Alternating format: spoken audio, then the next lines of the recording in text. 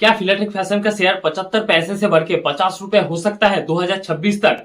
और क्या फिलाटेक फैशन का शेयर सस्ता है? और अगर फिलाटेक फैशन 50 रुपए होगा तो कब होगा और क्यों होगा? यही सारे सवालों का जवाब दूंगा। तो फिलाटेक फैशन का बिजनेस मॉडल को एनालिसिस करेंगे, फंडामेंटल एनालिसिस करेंगे, फाइनेंशियल को एनालिसिस करेंगे।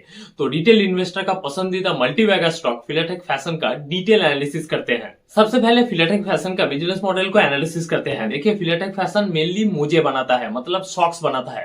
कंपनी के पास दो ब्रांड है, एक है तास्केमी और एक है स्मार्टमैन। कंपनी का क्लाइंट बेस बड़ा तगड़ा है। Fila, Adidas, Mark and Spencer, World Disney, ये सब कंपनी के क्लाइंट है और कंपनी का यही बिजनेस मॉडल है। अब फिलाटेक फैशन का वैल्यूएशन को एक बार देखें तो 75 पैसे में स्टॉक ट्रेड कर रहा है। तो क्या स्टॉक सस्ता है? अगर आपको भी ऐसा लगता है तो आपको इन्वेस्टिंग का आई भी नहीं आता है। फिलाटेक फैशन 65 के पीई में ट्रेड कर रहा है। लास्ट 3 साल का सेल्स ग्रोथ 115% से घट के अभी हो गया है 12%। लास्ट 3 साल में प्रॉफिट ग्रोथ भी घटा है, अभी प्रॉफिट ग्रोथ है -17%। अब आप ही सोचिए, स्टॉक 65 के पी में ट्रेड कर रहा है, सेल्स ग्रोथ है 12%, प्रॉफिट ग्रोथ है -17%, आरओई है सिर्फ 1% और फिर भी स्टॉक 65 के पी में ट्रेड कर रहा है। तो क्या यह स्टॉक सस्ता है? बिल्कुल नहीं है, स्टॉक महंगा है।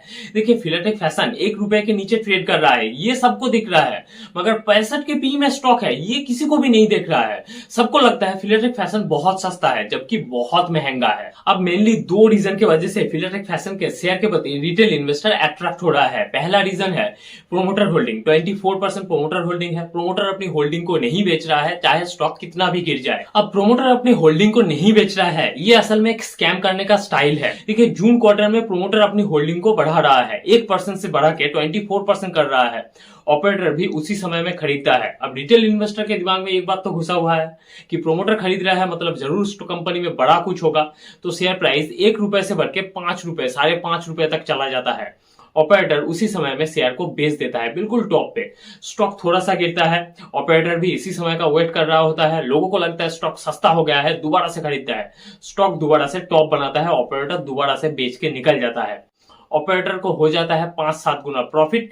रिटेल इन्वेस्टर स्टॉक में फंसा रह जाता है ये देखकर कि प्रोमोटर अभी भी अपनी होल्डिंग को नहीं बेच रहा है। एक्चुअली प्रोमोटर होल्डिंग का जो पैसा होता है वही हुक होता है ऑपरेटर के लिए रिटेल इन्वेस्टर को फंसाने का। अब इसी समय पर फाइनेंशियल नंबर को भी थोड़ा सा ऊपर नीचे किया जाता है, क्योंकि देखिए 100% का सेल्स ग्रोथ, 100% का प्रॉफिट ग्रोथ सडनली गायब हो जाता है और प्रॉफिट ग्रोथ माइनस में चला जाता है, सेल्स ग्रोथ गिर जाता है। ऐसा तो नहीं हो सकता है ना।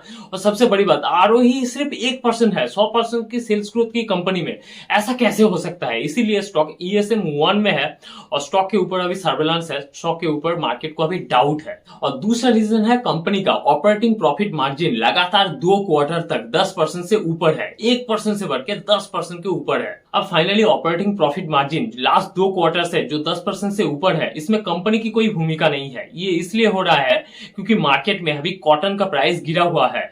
फिलाटेक फैशन एक सिक्लिकल स्टॉक है, कॉटन का प्राइस डाउन है, इसलिए कंपनी ज्यादा प्रॉफिट कर रहा है।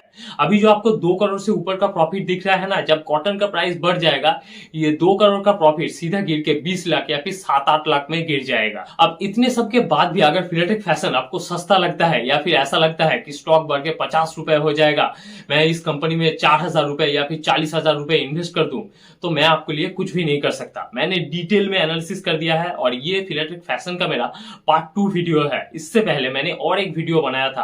अब दोनों वीडियो को देखिए, आप खुद ही समझ जाएंगे फिलाटेक फैशन में पंप एंड डंप स्कैम हुआ है।